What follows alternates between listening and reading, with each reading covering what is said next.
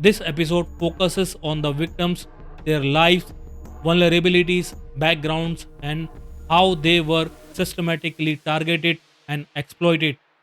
What follows is based on what courts and official evidence have established in trials across the United Kingdom, including the Rochdale case, the Cayley case, the Peterborough case, and similar prosecutions. In the Rochdale grooming gang trial, the court identified two victims referred to only as Girl A and Girl B.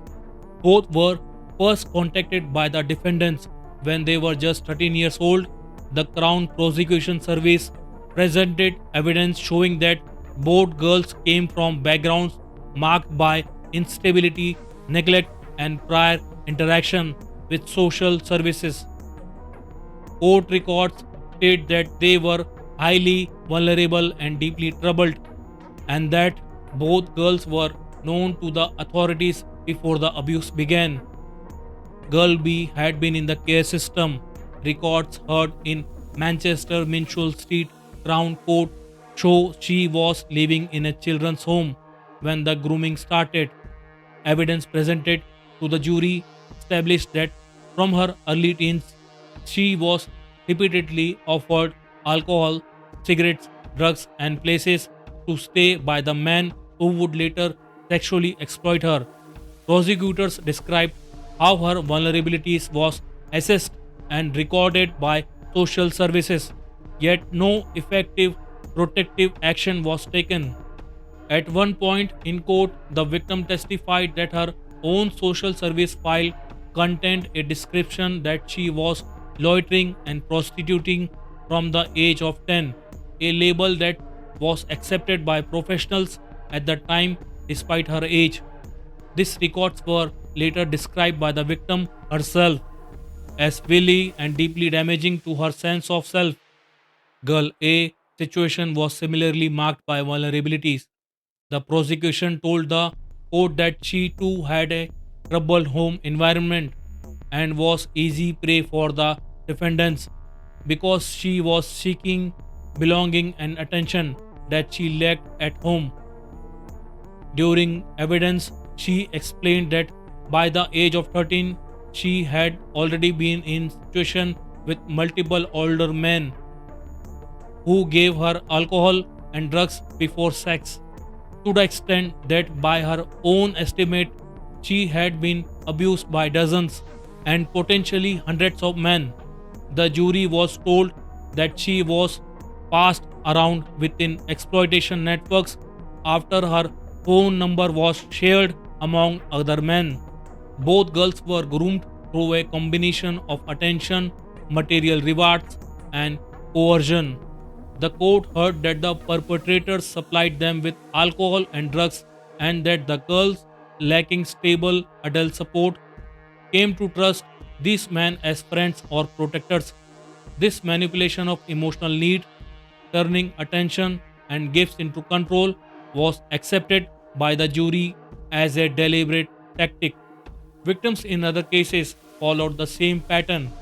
In the Kelly child sex abuse ring, one main victim, aged between 13 and 14 at the time of offenses, was groomed by men who initially offered gifts and apparent affection before coercion her into sexual activity in parks, churchyards, and car parks.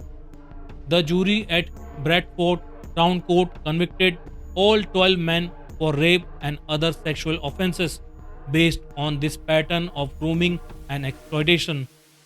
In the Peterborough grooming case, victims included girls as young as 12.